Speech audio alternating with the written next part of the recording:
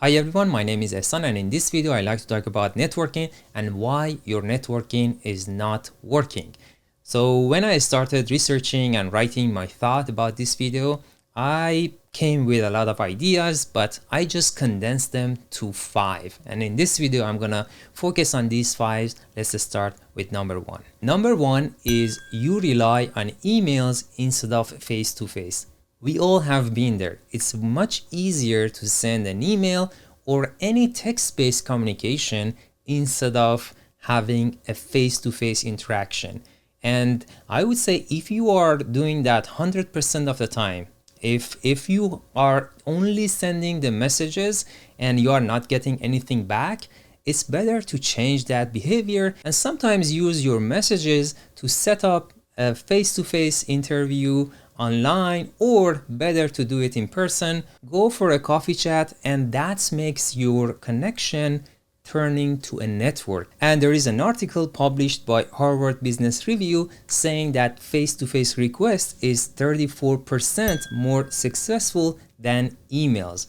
And when I was reading this article, I found they have cited this paper. I'm going to put the link in the description below for this paper and this article. But basically what they are saying in the article, if you are, let's say, asking for a donation towards something you care about, and if you ask 200 people over email, you are going to get the same results as asking 6 people in person. So if you are doing your networking always on email or direct messaging on LinkedIn, it's better to change that and set up some of them for online meetings, or if you can, do it in person. Now with that, let's go to the number 2, which is you are networking in the wrong ocean. So what I mean by wrong ocean and right ocean, do we have a right ocean? Yes. So the idea came from this book, The Blue Ocean Strategy. And the book is on the business side, saying we have a blue ocean and a red ocean. The red ocean is where everyone is competing, but the blue ocean is a place that there is no competition. And let me explain it with an example. Netflix was not fighting with Blockbuster on the DVD rental. Instead, they focused on online streaming, which was their blue ocean. So if you get this idea and now apply it through the networking, we have a red ocean networking and a blue ocean networking. So you can guess the red ocean networking would be like LinkedIn or conferences, because everyone is fighting for networking. But the blue ocean is a place that no one expects to do a networking. Let's say you are joining the book club at your local library, and that would be your blue ocean. You can start networking with the people who came for reading books and discussing the books, but that would be your blue ocean because no one is fighting for a network over there. And now let's go to number 3, which is you ask for a big favor too soon. I have seen that a lot. People asking me to review their resume, and that's a big favor. It's better to ask for something small that I can do immediately after reading your message. So you have to be very strategic about this, and there is actually a psychology behind this. The psychology is called Ben Franklin effect, which says when someone helps you once, their brain justifies it by deciding they must like you. Let's say you ask me to do a small favor for you and I do it, and then if you ask me for something else, I probably will do it because my mind wants to stay consistent and says you already have helped this person, so you probably will do it and stay consistent. And that's the psychology behind this effect. And the person who came with this psychology effect was, as you can guess, Ben Franklin, and he had a rival politician, and that person didn't like Ben.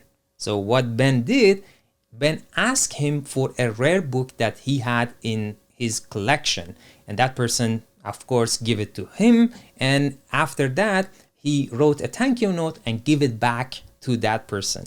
And after that, everything changed. Now this person loved Ben. So this a small favor turned that relation to a good relation. So that's why they call it Ben Franklin effect. So if you like someone to do something for you, you shouldn't do something for them. You ask them to do a small favor for you first. I know it's kind of reverse, but that's how the psychology works. And now let's go to number 4, which is you send the cold messages at the wrong time. There is actually a study done on when and what day to send the messages to get the best results. The best time to send an email is between 9 to noon, and I would say just avoid sending anything before 6 a.m. and after 6 p.m. and just stick to any time between 6 a.m. to 6 p.m. And if you want to follow this study, they are saying 9 to noon is the best time. And as you know, there are some features on the emails that you can schedule your email. On the Gmail, for instance, if you click on this little triangle, schedule send will show up and you can select exactly when do you want to send it. You can actually send it on a different date if you want to. If you click on this pick date and time, and you can select which day you want to send that. But you might ask, even day is important? They actually have shown some study. What they are saying is the best day to send the emails is on Tuesdays, but of course, just don't send it on Saturdays and Sundays, and Fridays is also the lowest.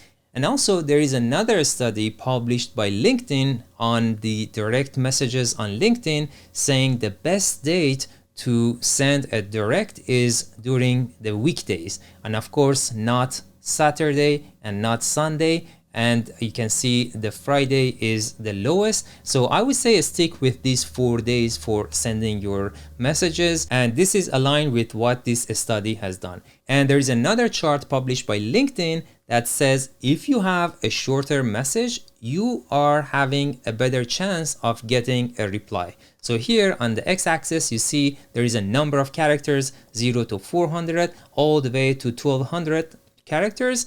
And as you increase the number of characters, you get less and less chance of getting a reply. So I would say stick with the short messages because you have a better chance of getting a reply. And with that, let's go to number 5, which is you talk too much instead of listening. And I have been there when I start to talk about my background with other people in the conferences or wherever I start to do the networking. And that's because there is a psychology behind that. We like to talk about ourselves, and that's because when we do that, we trigger the same center of pleasure that the food or money triggers. And that's why we like to talk more. And believe me, people will remember your conversation and the feelings that you gave them more than your background. So it's better to give them this chance to pleasure, and you sit back and you enjoy what they are talking about. So I know it might be difficult, of course, when the conversation heats up and there is something that you want to, go on and on, but it's good to understand that this is a networking situation and I should let them to talk more. And if they ask you to introduce yourself, it's better to not talk more than 10 to 20 seconds. And there is one last thing that I did a mistake and I want to share it here with you, which is when I went to a conference, there was a Gordon conference in Boston, and when I was asking the people about their work, they were not willing to share, and I could feel it from their eyes and the way that they talk. And I didn't know that until I got my job at Intel. And then someone asked me what project you are working on.